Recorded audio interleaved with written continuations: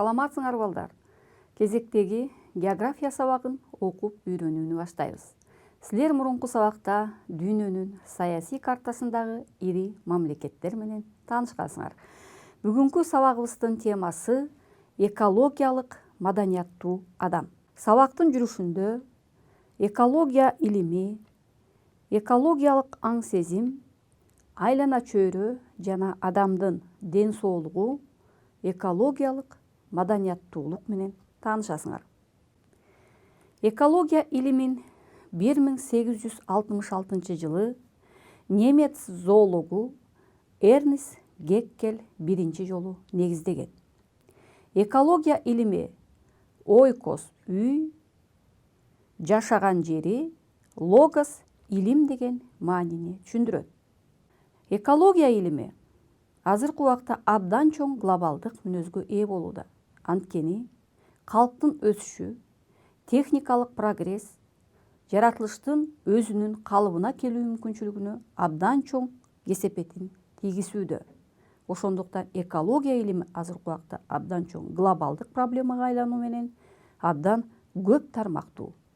Экология илими тирүү организмдердин айлана чөйрө менен болгон байланыштарын жана организмдердин бири-бири менен болгон катнаштарын изилдей турган илим. Эмесе дагы бир жолу кайталап коеюн. Экология илими тирүү организмдердин айлана чөйрө менен болгон байланыштарын жана организмдердин бири-бири менен болгон катнаштарын изилдей турган илим бул экология илими болуп эсептелет. Экология абдан көп тармактуу. Экология биологиялык илим катары тирүү организмдер жана организмдердин жашоо чөйрөсүн окутат. Экологияны комплекстүү илим катары дагы эсептейбиз. Экология комплекстүү коомдук жана табигый илим. Экология организмдер менен чөйрөнүн ортосундагы байланышты изилдөөчү жалпы илим катары эсептелет. Экология чөйрөнүн же анын айрым факторлорунун организмдерге таасирин, организмдердин морфологиялык жана физиологиялык өзгөчөлүктөрүнүн курамынын жана өрчүшүнүн, организмдердин чөйрөнүн шарттарына жана динамикасына жараша анын санынын өзгөрүшүн, биоценозтордун чөйрө менен өз ара аракеттенишүүсүн, организмдердин түр ичиндеги жана түр арасындагы мамилелерин изилдейт. Экология адам менен жаратылыштын ортосундагы байланыштын илимий жыйындысы деп айтсак дагы болот. Экология илими бул дүйнөлүк көз караштагы илим. Анткени дүйнө мамлекеттерин табиятты коргоого, курчап турган чөйрөнү жакшыртууга жана табигый ресурстарды туура пайдаланууга жана көбөйтүүгө багытталган максатта бүт дүйнө элдерин бир көз карашта алып келет. Анткени азыркы күндөгү экологиялык абал бүт дүйнө жүзүндөгү коомду тынчсыздандырууда. Экология жаратылышты туура пайдалануунун илимий негизиндеги илим. Же болбосо биз азыркы күндө балдар жаратылышты туура пайдалануу деген проблеманы негизги проблема катары эсептешибиз керек. Жалпы жаратылыш жандуу жана жансыздардан түзүлгөн. Булардын өз ара тыгыз байланыштары көп миллиондогон жылдар мурун эле түзүлгөн. Бирок жандуулар менен жансыздардын жашоосу, түзүлүштөрү дайыма экологиялык шартка байланыштуу болуп келет. Алардын ички жана сырткы өзгөрүүлөрү экологиялык шарттардын негизинде байланыштуу өзгөрүп турат. Ошондуктан жаныбарлардын жана өсүмдүктөрдүн өрчүшүндө, жашоосунда кайсы бир ички жана сырткы шарттардын организмдерге тийгизген таасирлерин билүү абдан зарыл болуп эсептелет. Анткени Жаныбар менен өсүмдүктөр жалпы жаратылыштагы эң сезгич өзгөрүүгө дуушар болгон жаратылыштын бөлүктөрү. Организмди жана аны курчап турган чөйрөнү бири-биринен ажыратып кароого эч кандай мүмкүн эмес. Организмдер жаратылыштын бөлүнгүс бир бөлүгү. Белгилүү бир экологиялык шартта чөйрөнүн ички жана сырткы тең салмактуулугу сакталышы үчүн организмдер өзлөрүнүн салымын кошот.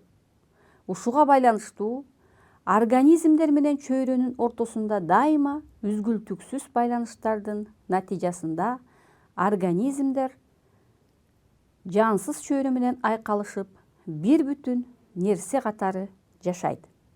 Эмесе суроого көңүл бурабыз балдар. Жаратылыш менен аяр мамиле эмнени түзөт? А. Жаратылышты коргоо. Б. Туура пайдалануу. В. Экология. Г. Экологиялык аң сезим.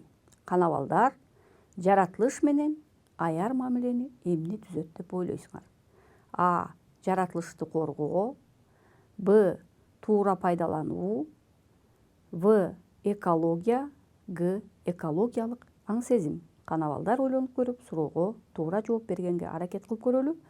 Жаратылыш менен аяр мамилени бул экологиялык аң сезим түзөт экен. Кыргыз эли байыркы убактан бери эле экологиялык аң сезимдүү болгон.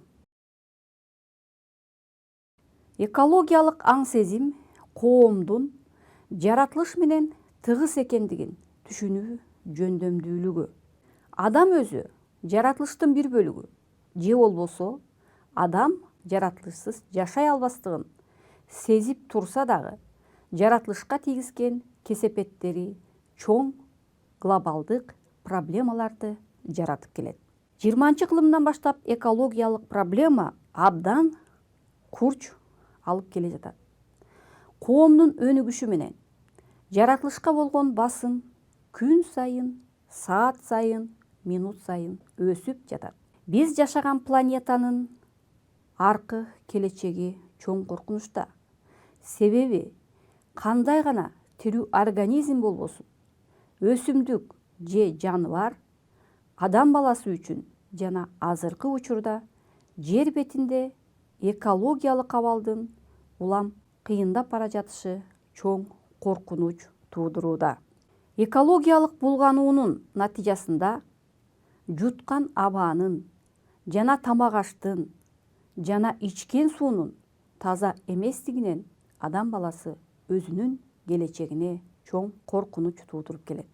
Генетикалык фондун өзгөрүү коркунучу, энергетикалык, минералдык сырьёнун жана азык-түлүк менен камсыз болуунун жетишсиздиги адамды курчап турган чөйрөнүн булганышы экендигин далилдейт. Эмесе кийинки суроого көңүл бурабыз балдар. Экологиялык маданияттуу адам кайсы? А. Керектөөсүн толук камсыз кылган. Б. Экологияны билген. В. Жаратылыштык шарттарды сактаган. Г. Жаратылышты коргоо законун чыгарган. Кана балдар, экологиялык маданияттуу адам кайсы деп ойлойсуңар? А. Керектөөсүн толук камсыз кылган. Б. Экологияны билген. В. Жаратылыштык шарттарды сактаган. Г. Жаратылышты коргоо законун чыгарган адам. Кана балдар, ойлонуп көрүп, суроого туура жооп бергенге аракет кылып көрөлү. Экологиялык маданияттуу адам бул жаратылыштык шарттарды сактаган адамды биз экологиялык маданияттуу адам деп айтабыз. Же болбосо балдар, экологиялык маданият бул жалпы адамзаттык маданияттын бир бөлүгү, социалдык мамилелердин системасы, коомдук жана жекече моралдык этикалык норма, жекече этикалык көз караштар, адам менен жаратылыштын ортосундагы аяр мамиле. Кана балдар, дагы бир жолу кайталап коеюн. Экологиялык маданият жалпы адамзаттык маданияттын бир бөлүгү, социалдык мамилелердин системасы, коомдук жана жекече моралдык этикалык норма. Жекече этикалык көз караштар адам менен жаратылыштын ортосундагы аяр мамиле. Жаратылыштын тең салмактуулугун сактоо максатында жаратылыштык шарттарды сактаган адам экологиялык маданияттуу адам боло алат. Анткени жаратылыштагы тең салмактуулук толук сакталууга тийиш. Ошондуктан адам баласы жаратылыштын закон ченемдүүлүктөрүн толук сактоого тийиш. Анткени жаратылыш өзүн өзү жөнгө салып туруу касиетке ээ. Эгерде бир эле тең салмактуулук бузулса, башкалардын дагы бузулушуна алып келет. Анткени биздин буга эч кандай кудуретибиз жете албайт. Жаратылыштагы теңдештик организмдердин түрдүк курамынын жана табигый чөйрөнүн шарттарынын салыштырмалуу туруктуулугу болуп эсептелет. Экологиялык маданияттын компоненттери кайсылар экендигин карап көрөлү балдар. Бул экологиялык баалуулуктарга ээ болуу же болбосо экологиялык баалуулуктарды билүү, экологиялык билимдерге ээ болуу, экологиялык билгичтиктерге ээ болуу жана экологиялык маданияттуулукка ээ болуу. Мына бул компоненттер экологиялык маданияттын компоненттери болуп эсептелет. Экологиялык маданияттуулук бул экологиялык жашоо шарттын негизинде таанып билүү, ишкердиктин негизинде эмгектенүү жана жаратылыш менен руханий мамиледе болуу бул экологиялык маданияттуулук. Негизи эле биз адам баласы жалпы таанып билүүбүт жаратылыштын негизинде жүрөт. Ошон үчүн жаратылыштагы бардык нерсени экологиялык жашоо шартынын негизинде таанып билүүгө үйрөнүшүбүз керек. Андан сырткары жалпы чарбачылык иштерибизде керектөөбүздү камсыз кылууда ишкердиктин жана изденүүчүлүктүн чыгармачылыктын негизинде гана эмгектенүүгө жетишүүбүз керек. Же болбосо бардык нерсени сарптаганга, коромчусуз колдонууга жана ошондой эле жаратылышка бир тескери кесепетин тийгизбегенге жетишибиз керек. Ошону менен бирге жаратылыш менен руханий мамиледе болуу менен гана биз экологиялык маданияттуулукка жетише алабыз. Мына азыркы күндө жаратылышта абдан чоң өзгөрүүлөр болуу менен жаратылышта көптөгөн жаныбарлар жана өсүмдүктөр жоголуп кетүү алдында турат. Мына ошолор менен таанышып көрөлү. Африкада жашаган антилопалардын бир түрү болгон бубал хантера Африканын Кения мамлекетинде жашайт. Бул жаныбар азыркы күндөгү эң сейрек эндемик жаныбар катары эсептелет. Же болбосо Африканын Кениясынын эндемик жаныбары бул бубал хантера. Бактардын сөңгөктөрүндө жашаган птицет жөргөмүшү дагы эл аралык кызыл китепке киргизилген азыркы убактагы эң сейрек кездешүүчү жаныбарлардын бири. Андан сырткары Петерс хобот ити Африкада түштүк чыгыш Кения менен түндүк чыгыш Танзанияда жашайт. Бул дагы дүйнөдөгү эң сейрек жаныбарлардын бири. Андан сырткары Рафлесия арнольда дүйнөдөгү эң мите гүл. Азыркы убактагы жоголуп кетүү коркунучунда турган гүлдөрдүн бири. Анын диаметри 60-100 сантиметр. Салмагы 8 килограммга чейин жетет. Бул гүл Рафлесия арнольда Суматра, Калимантан аралдарында кезигет. Азыркы убактагы токойлордун массалык кыйылуусунан бул гүл дагы жоголуп кетүү коркунучунда турат. Велвичия гүлү Африканын Ангола жана Намибиянын таштуу Намиб чөлүндө аябай жай өскөн өсүмдүк. Ысыкка карабай анын тамыры өтө терең кетет. Нымды абадан да алат. Суукка чыдамдуу. Бул өсүмдүк 2000 жылга чейин өскөндүгүн азыркы убакта окумуштуулар аныкташууда. Эки жалбырактуу укмуштуу велвичия өсүмдүгү сейрек өсүмдүктөрдүн бири болуп эсептелет. Андан сырткары азыркы убактагы дагы бир сейрек өсүмдүктөрдүн бири өзгөчө бир мааниге ээ болгон Африкадагы теги өсүмдүгү дагы абдан жоголуп кетүү коркунучунда турган өсүмдүктөрдүн бири. Стрелица гүлү да сейрек кездешүүчү гүлдөрдүн бири. Анын мекени Түштүк Африка. Дүйнөдөгү эң кооз гүл. Бул гүлдү айрым убактарда бейиш чымчыгы деп дагы аташат. Анткени бул гүл учуп бара жаткан чымчыкты элестеткен. Стрелица гүлү дагы азыркы убакта жоголуп кетүү коркунучунда турат. Негизинен жаратылышты балдар. Азыркы убакта жергебизде дагы өтө сейрек кездешүүчү жана жоголуп бараткан өсүмдүктөрдүн саны күндөн күн сайын көбөйүп бара жатат. Адам баласы табигый жаратылышты сактап калуу менен кийинки укум тукумга калтыруу бул экологиялык маданияттуу коомдун гана колунан келе турган иш.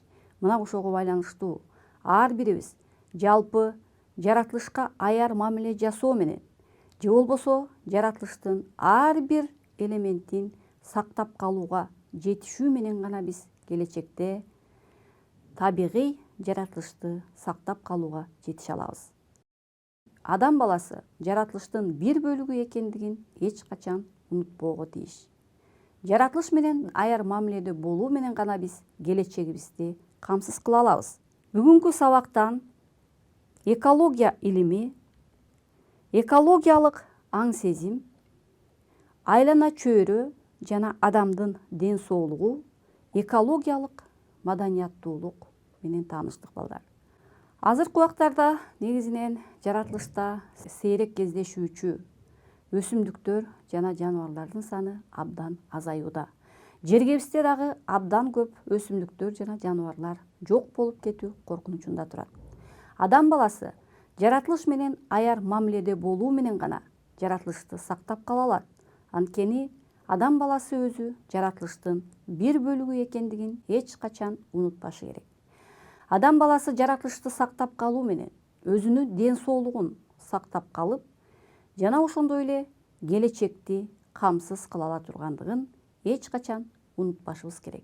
Ошондуктан азыркы күндөгү коомдун алдында экологиялык маданияттуу коомду түзүү менен гана биз келечекке кадам шилтей алабыз. Ушуну менен бүгүнкү сабагыбызды аяктайбыз. Кийинки көрүшкөнгө чейин саламатта калыңыздар.